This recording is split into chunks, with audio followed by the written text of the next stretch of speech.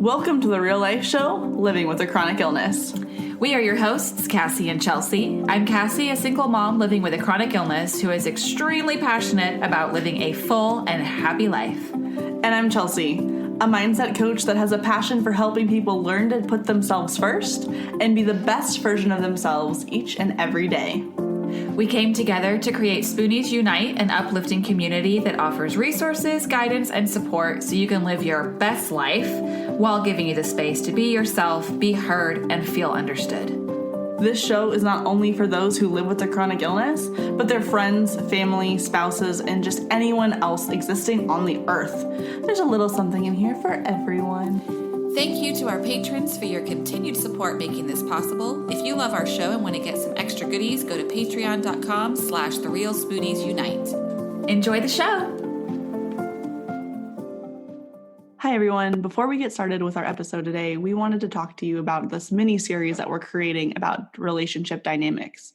All this can be applicable for everyone, whether you're a Spoonie or you're not. We start off by talking about unsupported people in your life feeling alone and abandoned in your relationships. Then we have 2 great interviews with a friendship perspective and a romantic perspective. And we wrap up with a 4th episode going over the best tips we found to be helpful for navigating through the various relationships in your life.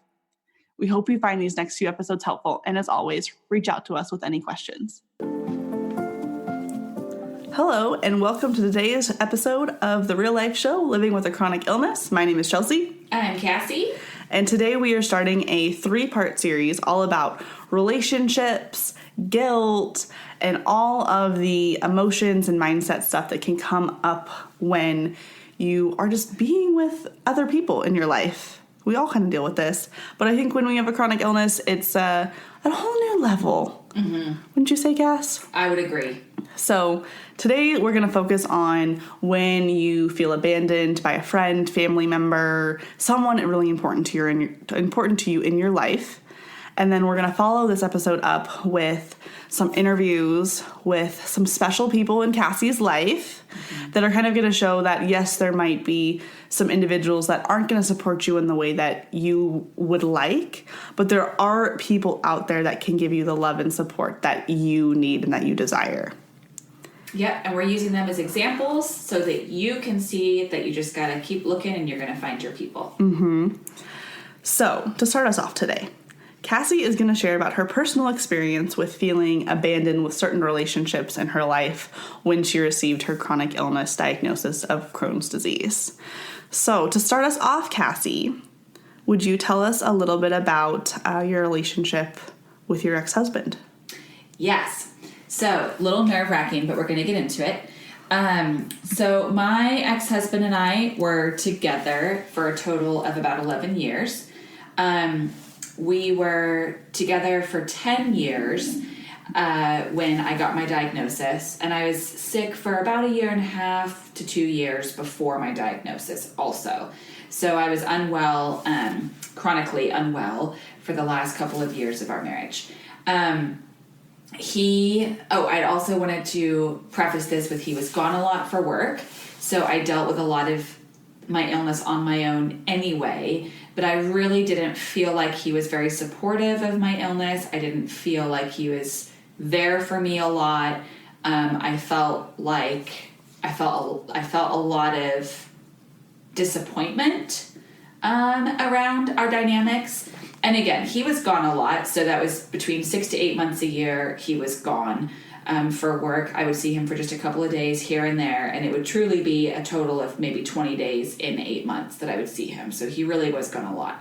And I think that was probably a contributing factor to us being disconnected.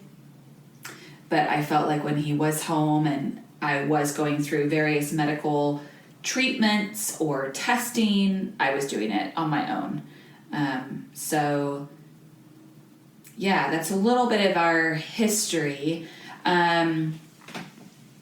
For example, when I got my diagnosis with my colonoscopy, he wasn't there. A friend took me to my colonoscopy, and a friend brought me home, and so he just really wasn't there for a lot of everything. And was he not there at your colonoscopy because he was traveling for work then, or did he choose to not be in attendance? That was for work. I would probably say that, yes, in his defense, it's not necessarily that he chose not to be there for a lot of my stuff. I think I felt like, well, I did, there was a part of me that knew that he could take off work if this was a priority. That was an option, but it was not an option that either of us chose to make a priority. I didn't really ask much for it, and he didn't really make it seem like that was a possibility, but I knew with coworkers and friends that that was possible for him to take off. There was only a couple times I can think of that I did ask him to take off work and stay with me, and he didn't, but that was really towards the end of our marriage anyway. Yeah. But he was just gone. I mean, when I went to the hospital with my small bowel obstruction, he wasn't there. He was out of the state. That wasn't for work. That was for something else. And did he come back quickly once he found out you were in the hospital? Not necessarily quickly, no. His return flight, I think, was scheduled for the next day, and so he came back then. And I think I knew anyway at that point that our marriage was over, and I found myself, when I was at the hospital, I was there for 5 nights. I think I found myself not even really wanting his support. I wanted it, of course, because I was scared and I wanted my husband. But I think I was also just like, I knew I wasn't going to get it. And that time was probably my last straw. After I got out of the hospital, I had another colonoscopy like a week later that a friend took me to. And then I had a Remicade infusion like 2 days after that I drove myself to and drove myself home. And then it was like the next day that we drove to Kansas for me to recoup. And he drove us to Kansas, which was nice. He took off a couple days to drive us here. But I asked if he would stay for a week and get us settled in. And I wasn't eating any solid food. It was my son and I. I was really unwell. It had been a really rough few weeks for me in the hospital and having all these procedures and my infusion. And but he drove here, and he was here for like 45 hours or something, and then flew back to Montana, went back to work. And that's when I really felt pretty abandoned. And I was just like, yeah, I was right. I'm in this on my own. As far as my marriage went, I did have other family and friends that were there for me, but I think it was hard for me to even receive them being there for me because I was so shut off and heartbroken that my husband wasn't there for me. Well, yeah, because when you decide to spend the rest of your life with someone, you kind of have that, at least I would have that expectation of you're kind of in it together through thick and thin. And I know if I were in a situation where I was pretty sick, I would have that expectation of my fiance, who will be my husband at some point in time in the future. Yeah. I would expect him to be there in some way. Yeah, and I really felt like he would be there for me because when my mom was sick, my mom passed away when I was 22 years old. I'm 31 right now.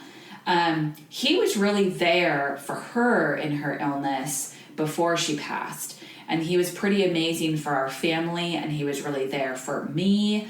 And so that was one of the things that made me love him so much, was I felt really secure that he would be there for me if anything happened. And I was pretty shocked and disappointed that when it did something did happen with me, that it was kind of the opposite. And I've talked to him a little bit about some of this stuff, and he did mention that when I got my diagnosis that he was already spread too thin that he really couldn't take on anymore. Interesting. That's really interesting, because if he's saying he's spread too thin, obviously he had a lot going on with work. He was traveling, and I'm sure it's really hard for him to have not been home a lot and been away from you and your son. But also at the same time, sometimes you just have to be there for other people. And one thing we really want to talk about within this podcast is that everyone experiences things differently. Absolutely. And so while Cassie is having this experience, that doesn't mean that what her ex-husband experienced is necessarily wrong. Right. It was just his experience, and so we don't want any of this to sound like we're saying he approached it wrong. Not at all. He and I have had discussions about it before we split up and then thereafter, and I asked him some questions even for this episode and discussed it with him. And he's not a bad guy, prefacing everybody out there. He's a really good person with a good heart and can be incredibly generous and thoughtful. And I think that when I got sick, I just didn't feel like I was the damsel. I felt like he was really good about like being there for a damsel in distress, but when this damsel was in distress, it was like not okay. And I think as we talked, he kind of explained where he was coming from when I asked him some questions too, that we just fundamentally have viewed chronic illness differently. We have viewed being sick differently. And I think it is really important to share that his views aren't wrong. And actually, when I did have a conversation with him and ask him some questions about me feeling abandoned and where he was coming from and how he saw me, I had a huge sense of freedom from it because of some of his responses. I realized that we both actually, like, I felt like he wasn't supportive and didn't really think I needed the support. And he kind of validated that he saw it that way. And I should be tough, and sometimes you don't need support and love. And so I think, if anything, it was kind of a sense of freedom that we both just realized to our cores that we fundamentally saw things differently and we were never going to work. And there's a freedom in that. And so for those of you out there that might be with a partner or a family member or a friend who just doesn't see your illness and you living with it the way that you do, or isn't offering the support that you know in your core and in your heart that you need, then it might be worth reflecting on if those are the people that you want in your closest circle. Yeah.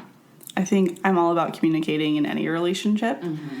And I think having those conversations of like, this is what I need, are you able to give it, mm-hmm. are really valid, because both sides are completely important. And if you need something from a certain person and they're not able to give it, that doesn't align with their values or what they can give you, then yeah, you do need to reevaluate. I feel like that goes with any relationship. I totally agree. And I mean, even when we talked, he explained to me that he in some ways felt like I wasn't there for him, and felt like, I think he probably in some ways felt abandoned by me. He was going through some personal struggles, and work was, I know, a lot of a stress for him.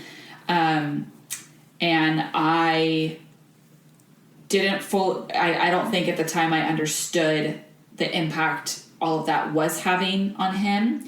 But I was feeling like I was in like survival mode. I mean, I really felt like I was in a lot of ways fighting for my life. I mean, I was fighting to save my colon at the time for sure. They wanted to take it out, and I was really fighting for my quality of life, fighting for being a mother and being able to take care of my family. So I didn't really have much to give either. I felt like I gave him everything I could. So I think you're right. You need to communicate and say if you can be there for someone or not. And I think that he saw it as a very two-way street, that I wasn't there for him, he wasn't there for me. And it wasn't until later that I maybe realized or thought back on mm-hmm. him needing me, because at the time, like I said, it was fight or flight for me. I was just trying to survive. You didn't have anything. I had nothing to give. Mm-hmm. And I said that to him at one point too. Was like, I feel like I'm fighting for both of us, and I need to fight for myself. Otherwise, I'm not going to make it. And that was a turning point for us for sure. I think that that's completely fair. I think it's good that you both have had that conversation of what do you need, and it really is unfortunate timing when both of you are going through a lot of stuff, a lot of shit, because then you don't have as much to give to the other person that might need that, and that is really challenging. Mm-hmm. Yeah, and I think some of the views maybe that he had on causes of my illness were, I'm sure, what a lot of people deal with, when we had a discussion, he kind of mentioned that he felt frustrated with me because he had been offering up advice on my health for quite some time before my diagnosis, and that I wasn't listening and wasn't taking it, which I disagree with. It's hard to get advice from other people on your own health. Like, I know, just even being a health coach and a personal trainer, I've told people stuff and they're just like, oh, I'm already doing that. And I'm like, but are you really? Yeah. But it's all that stuff can be so individualized, and it is really hard for you to be like, oh, well, this is what works for this person, or this is what works for me, because that exact same thing might not work for the person you're trying to tell it to. Right. And I think, like, understanding what can trigger illness and such, he definitely felt like maybe, like, working out and diet changes he said he felt like diet and exercise could have prevented my illness. But I already ate pretty well before I got sick, and then ate exceptionally well for a year and a half before my diagnosis following the AIP diet. And then I worked out a fair amount too before becoming a Pilates instructor and following that as well. So I felt like, I used to hike around with my son on my back when he was like 35 pounds and 40 pounds. And so I feel like I was in fair shape. He's in phenomenal shape. He runs ultra marathons and works all day with 80 pounds, 40 to 80 pounds on his back. He was a competitive wrestler through his school life. And so he and I viewed toughness and health and fitness differently. But my illness was triggered by a miscarriage. And so I had a miscarriage in January of 2015, and I just never got better. So I think it's important that I knew, and my doctors had explained what can trigger autoimmune disease, and I knew that was my trigger point. I felt my body be different. I felt everything change at that time. He didn't see it that way. Oh, and it also was probably challenging since he wasn't home all the time. Then he wouldn't have seen what you were eating or how much you were exercising or what other habits you had in your life. And he may not have been as up close and personal with the changes you were going through.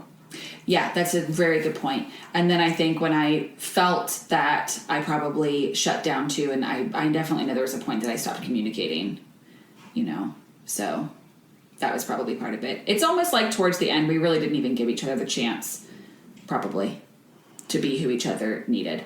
Well, and then that, at least you recognize that, and now you've given each other the space to be with people who do understand that and can support you both in the ways that you really need. Yeah, exactly.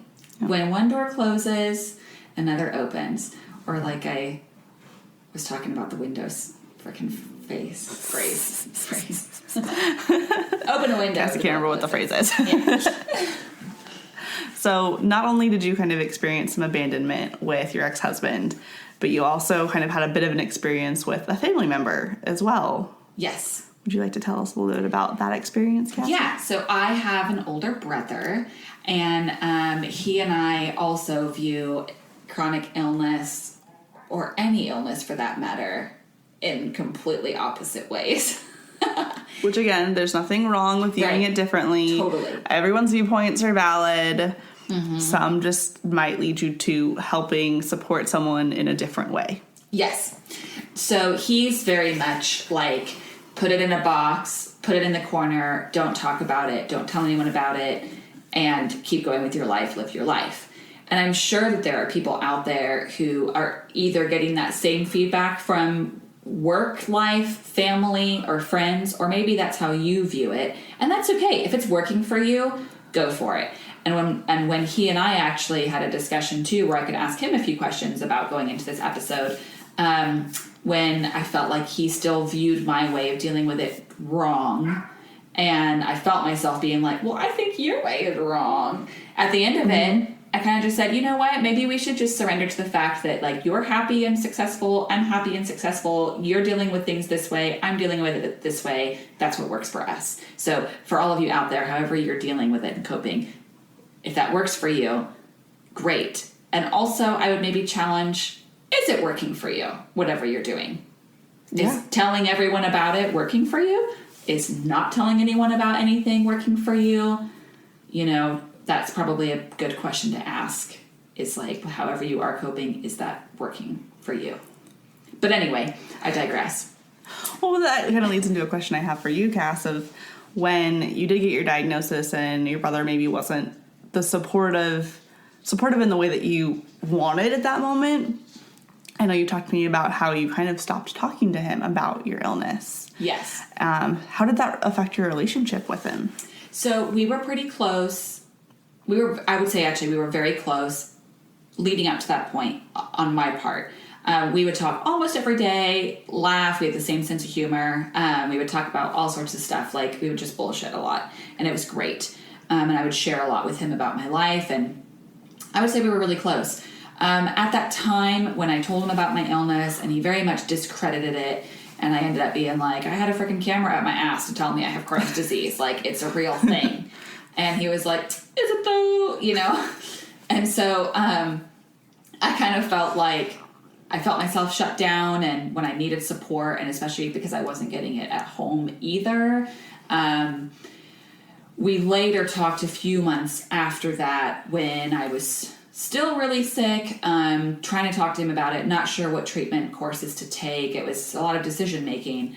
And he kind of said, like, I'm really not the person for you to call to talk about this.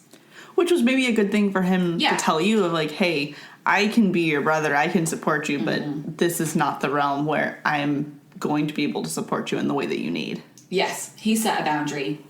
And so then I was kind of like, okay. And it hurt, of course, it absolutely hurt. And then a few months went by, and I kind of realized the best way for me to keep my relationship with him is to respect that boundary and just not talk about my health. And so I didn't. And then it was like less than a year after that then my marriage was falling apart, and then I was trying to talk about that. And he was there for me for quite a bit. And at one point, again, we had a conversation where he's like, I'm not the person to talk to you about your emotional dealings with your marriage ending, but I can totally be there for the technical things and help you work through that. And so again, I was like, oh, okay, you know, that's fair. He's got his boundaries. But I did feel myself shut down a little further after that. And then when I moved back to Kansas, where he lives also, I was so excited to spend more time together and get to know each other further.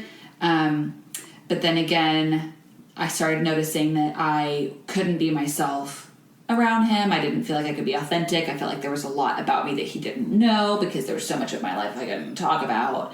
And I did feel like it affected our relationship. It was shown to me black and white at that point, that I felt like we had half of a relationship. And I would like to add that when I approached him with this just a mere week ago, he did not feel the same way. He felt like we totally were chill and everything was great. And I was like, oh, I felt like, I was like, I don't think I can be authentic. I feel like we have like kind of a superficial relationship. And he's like, well, I don't feel that way at all. And he's a deep person, and he's extremely generous. And we joke around that I got all the empathy, he got none. So anyway, again, that kind of goes to Chelsea's point that everyone experiences things differently. Their ways aren't wrong. You know, for me, I like to talk about it. I like to be open with everybody. For him, he doesn't need that for us to be close. I felt like I needed that for us to be close. And I think that's in different definitions of what being close means for each of you, or what you want from each other, or what you want to be able to talk about with each other. And I think neither of those are wrong. I'm sure it's kind of hard for you when you view your relationship with your brother as being like kind of a superficial one, like half a relationship, when he's like, oh no, we good. Mm-hmm. Like, yeah, we totally fine. Like, cause there's a disconnect there, but based off of the boundaries he has set with you, I feel like it'd be hard for you to be able to open up about other parts of your life that you're not sharing with him. Yeah. To get more of that full relationship from you. But then I think you're also able to be your full self in other areas. Right. So I kind of wonder if that helps kind of balance the scales for making sure that your needs are taken care of overall. Yeah, that's a really good point. Hopefully so. I mean, I guess time will tell. And I think for those of you out there, too, maybe people have set boundaries like that and you need to decide, if it is right for your relationship with this person to be respectful of their boundaries, or maybe you need to set boundaries. Boundaries can be good. Yeah. They can be really, really good. Yeah. So once you got your diagnosis, you had basically 2 men in your life they were really big parts of your life. Your at the time your husband and then your older brother that both kind of went, I don't want to talk to you about this. This is your problem. It's not my problem. How did that make you feel about yourself and your illness? It made me want to hide everything for sure. And then the other male in my life, being my stepdad, was super sweet and supportive, but worries about me all the time. So then I was like never honest with him. Someone I could be honest with, I was always protecting him, so I would not be honest. And so I think I felt unheard. I felt misunderstood. I felt like I needed to hide everything. I didn't feel like I could be my authentic self. It kind of rippled into an effect of not feeling like I could be myself around men in general. I really leaned on my girlfriends who I felt unconditional love from.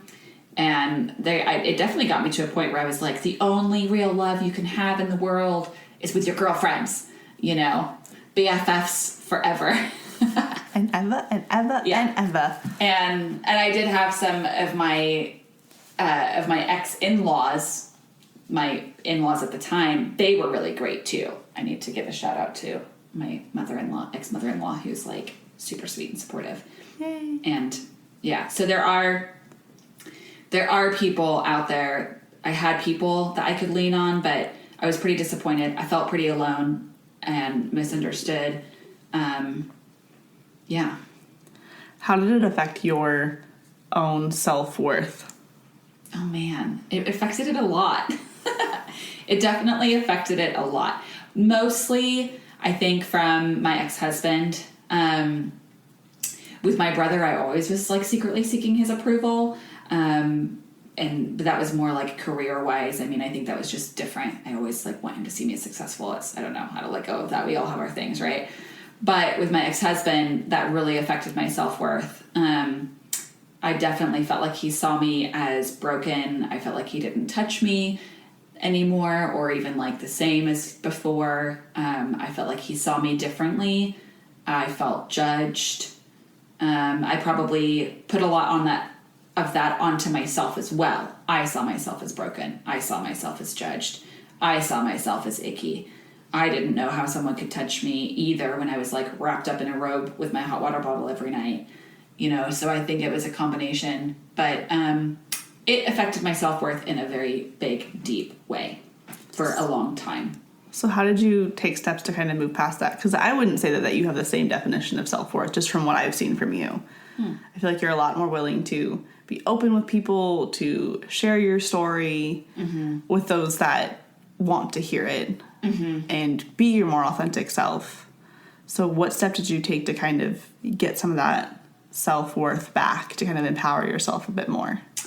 Yeah, I think at first I decided that it was taking too much energy to be consumed with the rejection and the negativity. And I just made a conscious effort that I didn't want to use all of the precious energy I had anymore to like feeling bad about myself. And I think I got to a point where I was like, wait a second, this isn't about him. This is about me. Meaning like it's up. I mean, I don't know. I'm the one who is like feeling sad because I don't feel desired, or I don't feel, my worth. It's not really affecting him. So I need to do something for myself. That being said, when I started doing some work on myself, I then realized it's not about me. It's about him. It's his issue. So at first I was like, it's not about him. It's about me. And then I was like, it's not about me. It's about him. But I read books, articles, I did challenges on social media, or like I found podcasts I listened to. I talked to my girlfriends. I stood in front of my mirror naked a lot and like was just like, this is my body. My body's taking me around. It's not broken. I'm still sexy. I'm still beautiful.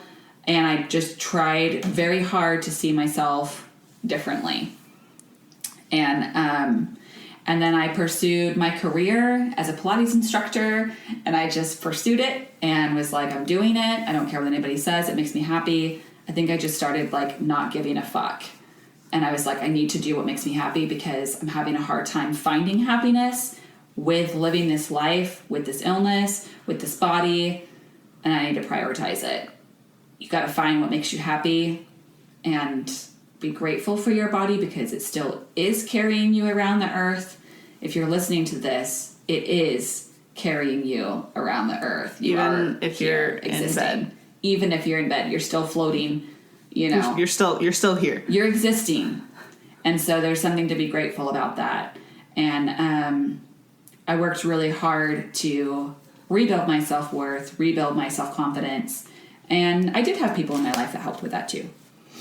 I like how you talked about how at first you made a shift from thinking it was about you, not him.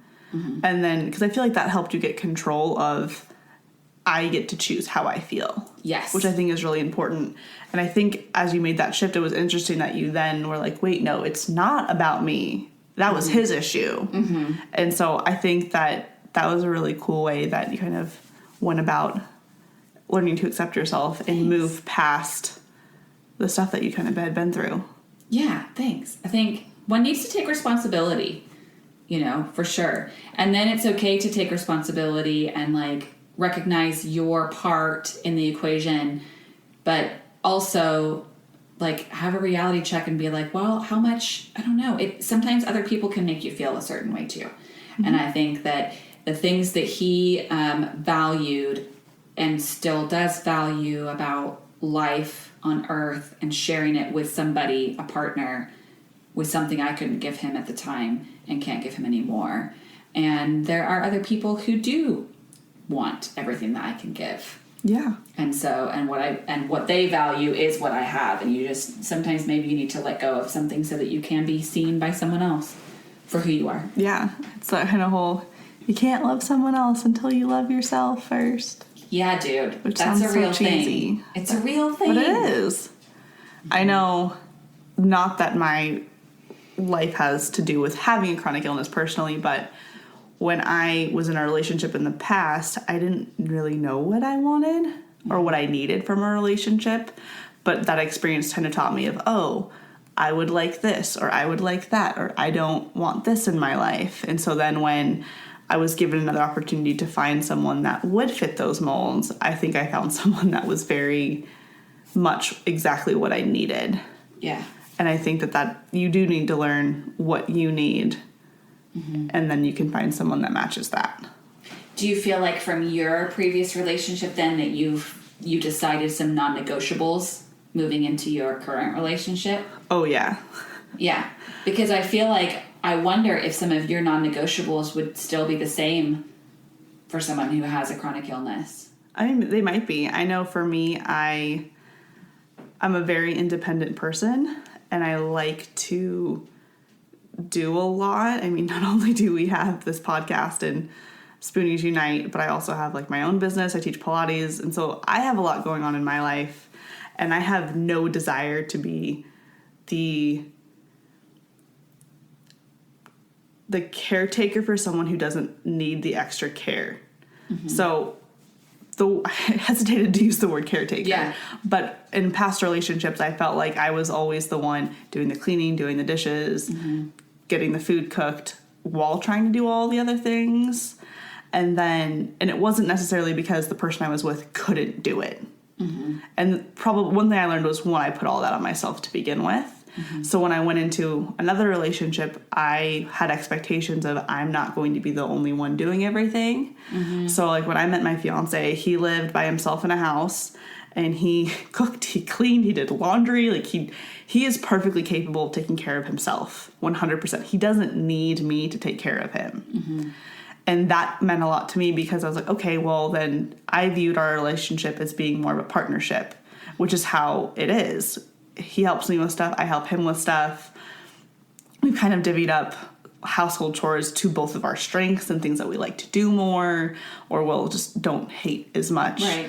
And so that makes, I think, it easy for the two of us. Now, that being said, if something were to happen to him or happened to me and one of us had some health issues pop up or just something happen, then the both of us would definitely jump in to pick up the slack or do what we needed to do to support the other. Yeah. And I think that's where, for me, the conversations that we've had of, well, if one of us gets sick or like when I even just have a cold, like if I don't feel good, he'll bring me food. Mm-hmm. He'll like ask if I need ibuprofen, bring it to me. Mm-hmm. He'll fill my water cup.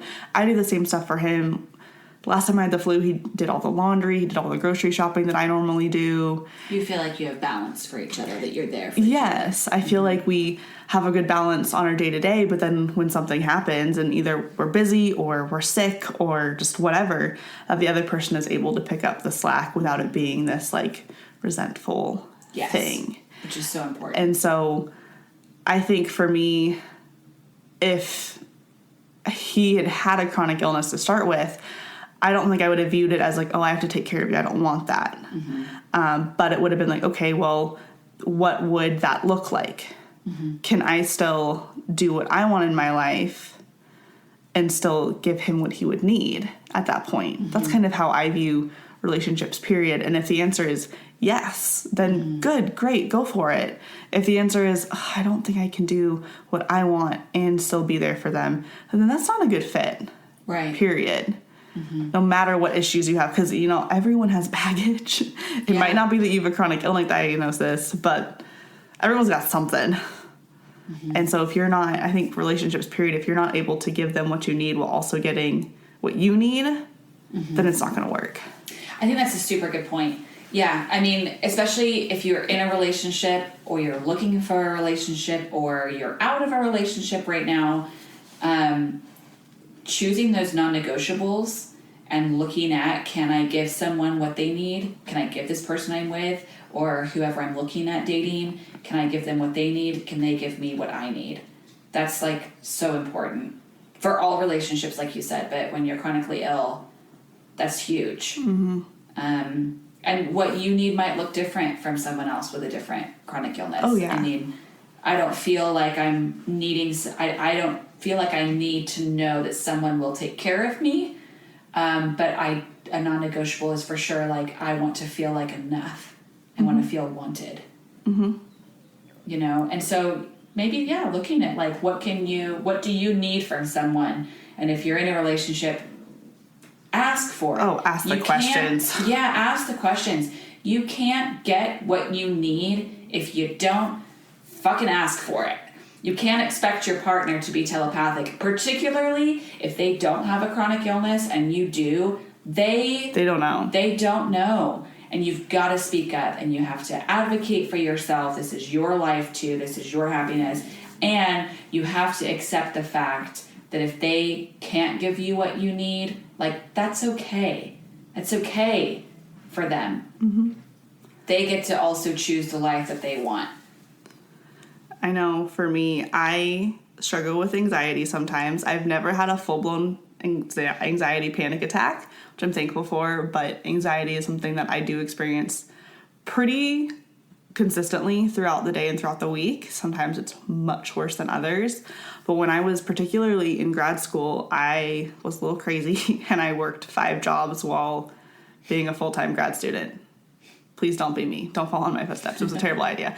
But it was stressful. And sometimes at that time I dealt with my anxiety. I dealt with my life with push through until you literally can't anymore.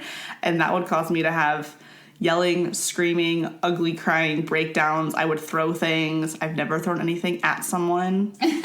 I would like to preface that. Mm-hmm. But, like, I've thrown things near people, never at. Small distinction. And I know I can't remember if I talked to my now fiance about this ahead of time to give him a heads up, or if it just happened when he happened to be with me in the same place, and so we witnessed it firsthand. But I did kind of tell him, like, hey, this will probably happen. It happens a lot less now because I've learned to deal with my emotions a lot better than I used to. But I told him, like, this is going to happen sometimes. And I kind of told him, like, this is what I need when it happens. Like, I don't need you to solve anything. Like, the best thing you can do is just to let me cry and just, like, give me a big hug. Like, if I walk away, maybe give me a couple minutes and then maybe just go sit next to me and put your arm around me. Like, and because I told him what I needed, he then could make the decision of if that's what he could give me at those moments. And so now when I have mental breakdowns, as long as he believes he has the energy, which I think pretty much any time this has happened in the past couple of years, he's always been there, that he'll give me what I need, which is just like basically physical presence that I'm not alone. Yeah. And reminders that it's okay. Everything's okay. Yeah. See, I love that. Sometimes you just need physical presence to know that you're not alone. And I would say, speaking for a lot of people, like with an illness, that is so often what we need. Yeah. And anyone, we all want to like have someone there. Yeah. You know? And if you don't, we're here for you through your speakers. Yeah, we are here for you through this speaker, and you should reach out to us. But, you know, I think I'd like to, maybe I should also put there that, you know, with having been married, my ex-husband and I split up 2.5 years ago. I've been single the whole time. I think I might technically be single right now, or not. I don't know. I guess maybe we'll find out if you listen to this episode. But, you know, I may be on the verge of being in another committed relationship. We'll see. But I would say they haven't had the talk yet. They haven't defined the relationship, which is fine. You don't have to define any relationship. We're going with no labels right now. But, you know, so the world knows. There may be one soon. But I want to share that, like, you being alone is fucking awesome, too. Being alone is so valuable. And so, like, with talking about being abandoned by partners, loved ones, friends, family, there is a point that it ultimately, sometimes in your illness, in your life, without an illness, whatever, it is up to you. You are on your own. It is just you battling sometimes. And I would have been much more cynical several months ago and be like, always, it's only ever you, no matter what. You'll never have anyone there by your side. But I'm beginning to wonder if that doesn't have to always be the case. But I want to still talk about being on your own and getting through it. And, like, when you do feel abandoned, what to do. You know? So what would you recommend, Cassie, since you've experienced this firsthand? Right. So I would definitely say you need to feel comfortable within yourself. Feel okay by yourself, because ultimately you can be a better partner one day when you do love yourself. Like you said, how can someone else love you if you don't love yourself? But I think, in a sense, I guess that would be kind of going into, like, taking some responsibility for your actions. You know, are you being proactive with your illness or with reaching out to people? Are you, going to the doctor's appointments, calling, talking about when you're not feeling well to doctors, maybe family also? Are you taking care of your diet to the best of your ability? And what I say by that is, if you're still only just eating white rice every day and bone broth, like I have been there so many times, if you know that is the best that you can do right now, fucking own it. Okay, say yes, I'm doing the best I can right now. But you need to, I think, really be okay on your own. There's a lot of really great things about being on your own also. Like, you don't have to ask someone else what they want for dinner, Like, you don't have to think about anybody else. You eat whatever the hell you want to eat, If it is white rice and bone broth for, like, the 14th night in a row, who cares? No one's there to judge you. It's kind of nice. And, if you got that Netflix show that you like to watch that you don't like anyone else to know about, watch every season. I watched a lot of America's Next Top Model after my ex-husband and I split up, because I was like, friggin' yeah, dude, I'm watching MTV. The Challenge. Okay, one of the greatest shows. And then I watched a lot of, like, America's Next Top Model. I just watched trash TV. Real Housewives of all the places in the U.S. But it made you feel good, and that's all that mattered. It made me feel empowered. It made me feel like I was taking care of myself on all the different levels. So I think you need to and then do shit that makes you feel empowered. Like I moved into an apartment and I was like, I called him and I was like, could I borrow your drill? Or could you maybe even come over and help me hang up these paintings? And he was like, yeah, the drill's in the garage. You can just go get it whenever you want. And I was like, okay, asshole, so you're not going to help me hang these paintings? Fine, I'll do it on my own. He was your ex-husband. Maybe he didn't want to talk to you. He was my ex-husband. He didn't want to help me. But then I went back to the apartment and I was like, I don't need him anyway. I'm going to figure out how to use this drill and I'm going to hang my paintings myself anyway. And I'm going to build this stool and I'm going to build this bookshelf that I bought at Target. And so, and I did. And it's small, but it made me feel empowered. It made me feel strong. It made me feel capable. So I would say find little things that you can have fun with and challenge yourself to know that you are okay. You can face this world on your own too. I have a similar story from a past relationship. Yay. Before I went to grad school, I moved from Colorado to Kansas for grad school. And so when I was still in Colorado about to move, I was 3 or 4 days away from moving, I think. He was my boyfriend at the time, my ex now. We had lived together while I was in college. And since I was moving up to Kansas, he wasn't coming with me. He was moving down to Denver. And so I had one night where he had moved all this stuff out and he was down in Denver.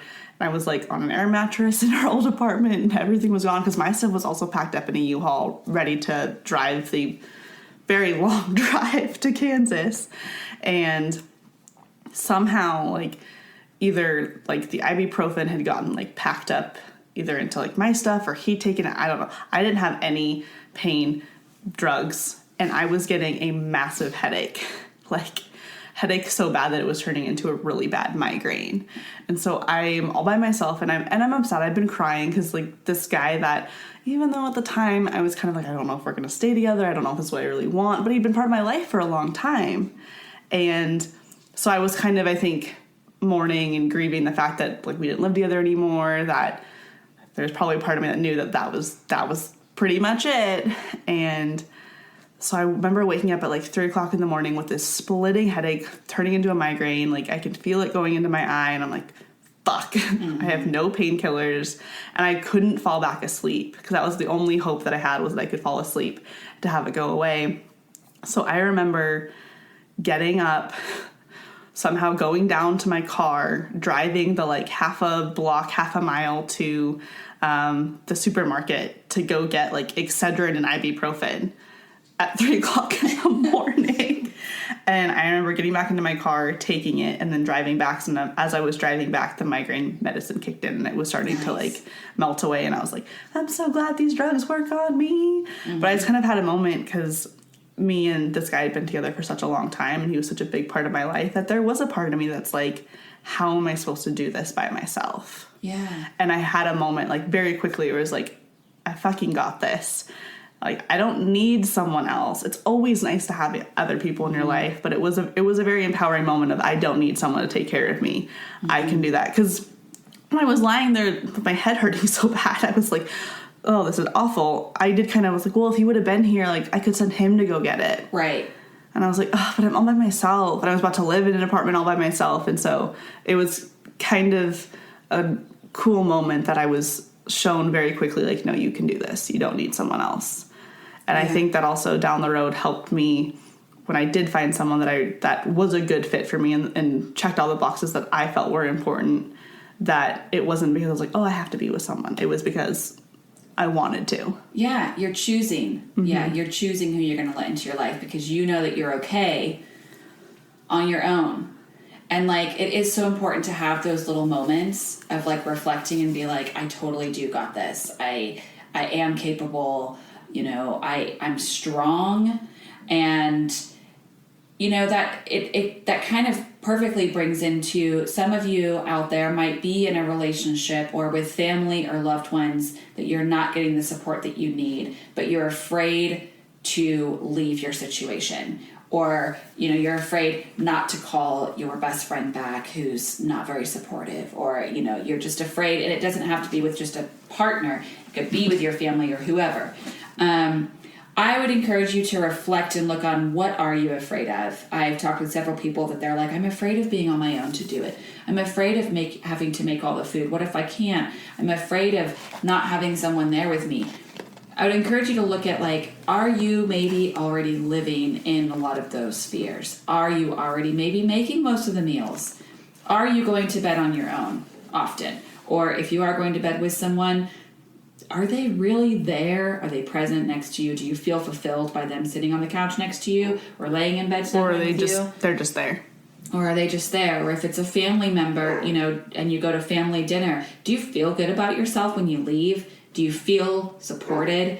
Sometimes you do have to put yourself first, and maybe all the things that you're afraid of don't need to be that scary. You might already be doing it. Mm-hmm. And it sure feels good when you have those moments when you take things into your own hands and you feel empowered and you feel capable, and you realize that there's a lot of, like, great human beings out there that will support you and that are there.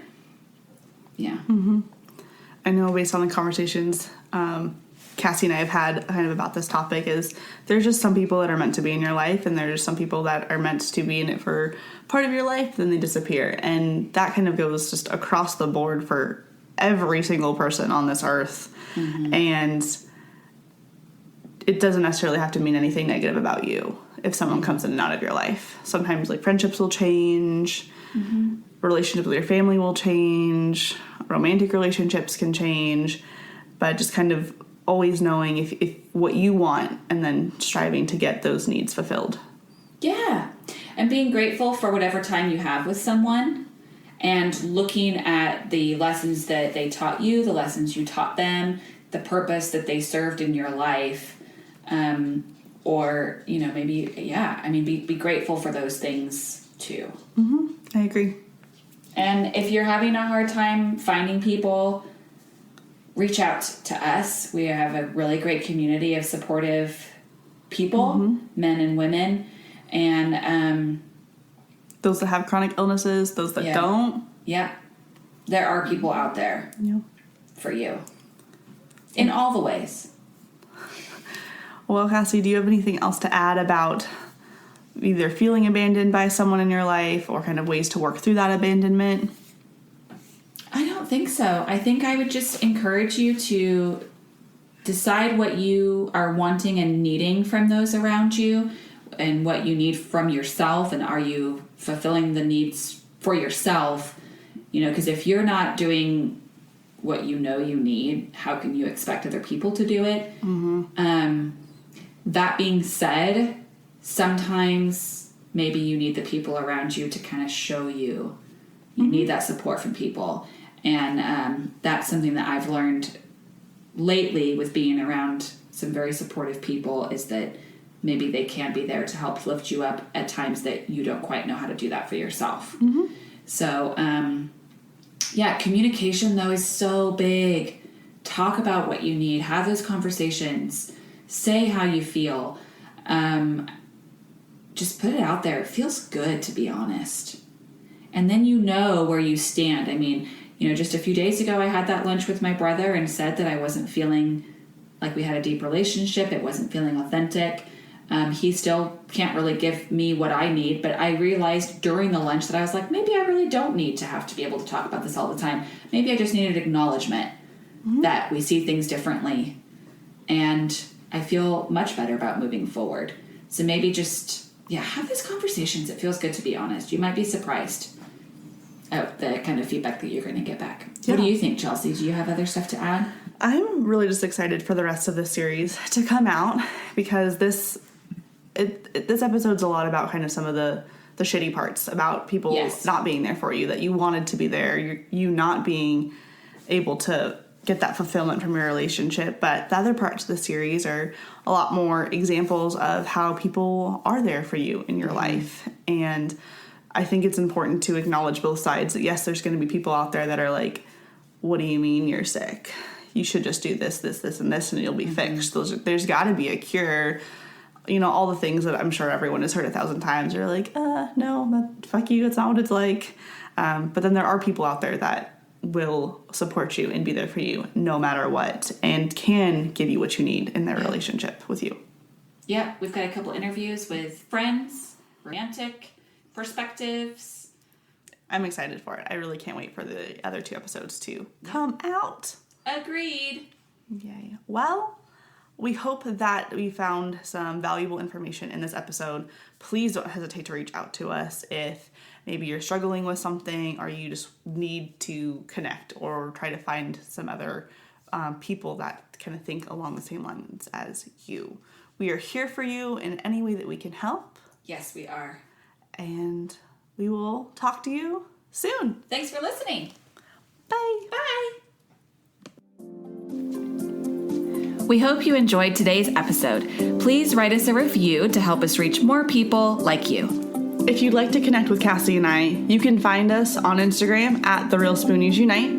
You can also join our private Facebook community, Spoonies Unite, or you can visit our website, therealspooniesunite.com, for all sorts of resources and to stay up to date with our current projects. And don't worry, you can find all of these links in the show notes below. Thank you to our wonderful Spoonie patrons for all your support, and you can become one too. That's right. All you have to do is go on over to patreon.com/therealspooniesunite, and you can get all sorts of extra goodies like videos of our episodes and more. Any support is greatly appreciated. It helps enable us to create more content for all of you, as well as make this podcast sound better and better. Thanks for listening. We can't wait to be back in your ears soon.